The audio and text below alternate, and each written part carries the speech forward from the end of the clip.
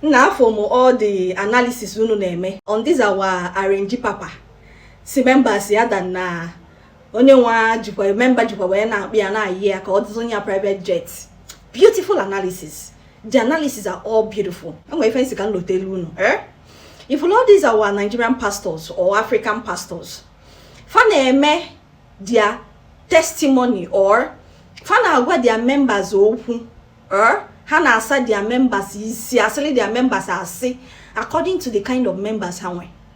Yes. One thing you need to understand is that on your one and joker, well low IQ. Man always in the joker and we're already chatter or body not the low, no the raw at all.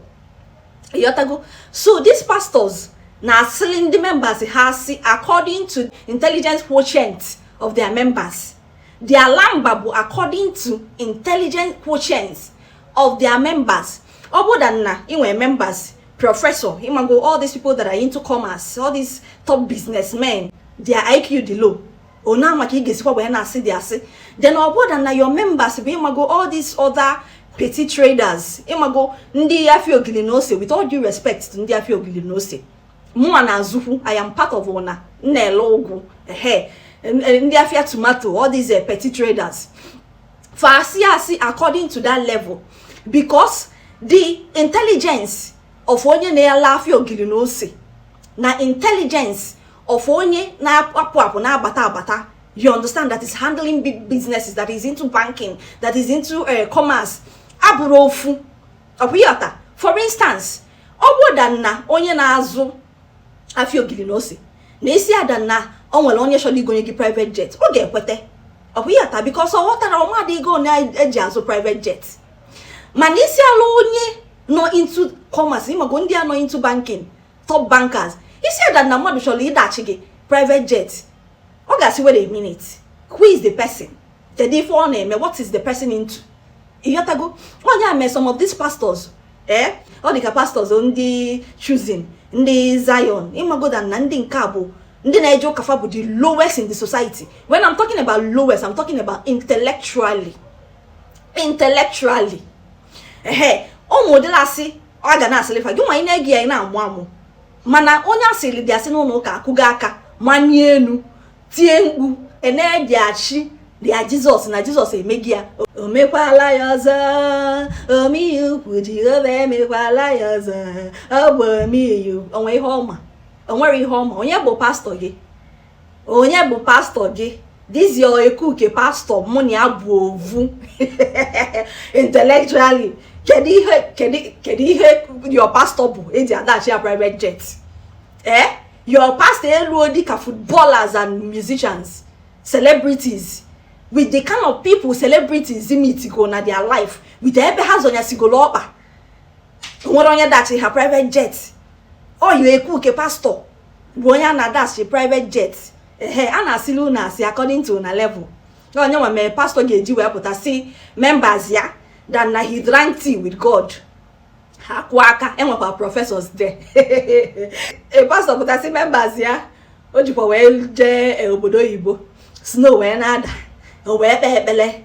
Stop body with the snow. Meanwhile, in some days, as like this period with their winter period, well bossy snow nada more than other days. You have to go. Bossy gapota like this. That day, watch out. No bossy gapota. Snow nada more than mapudilo. Like yesterday. Hapuri lagwa hagwa weather forecast go hagwa hapota ni low the snow that yesterday the America so onwari handing kama so I cannot blame them because I na slave as according to their level so this kind of thing now a pastor church ya na Lekki imago mo pastors in the Lekki and no one oban makatakoba members ya odele ha because because some model members onwe okuyata e call hodele ha in fact man we ke onye na ebunye ge ego you understand we ke kwusi bi oka gi because of the last year mana ndị pastors ndị nke imago the other level obodo na no their members mmadụ 1 million 10 million atọkọta enyi ya ndị obodo na their own he when the IQ cha You guys see how the last year kwaka, you understand? Man, I wait to some of these things who now man televises because anything you put on social media, anybody can react on it too. I just want to remind you now, if you put anything on social media, it is on the media already. So anybody can react on it. This one nonsense. On social media, I react is yeah. Over DSS, over military, over navy, over everybody. For bad judges, so I just say make a reminder now. Some of these things. Anyway, so this is what I want to remind you. Okay, they lie to their members according to their IQ. You have to go. Some members actually have low IQ, despite the fact that they are in commerce, they are in banking, they are top businessmen, they are in politics. They get low IQ. But some members, they don't get at all. You know they. You know they. Hamara for amare. You have to go. You know that brilliance is different from intelligence. Some members hamara no name hamara konuche. So these pastors hammer their congregation very well. They know their members, so they know how to follow them. They know the kind of thing they tell them.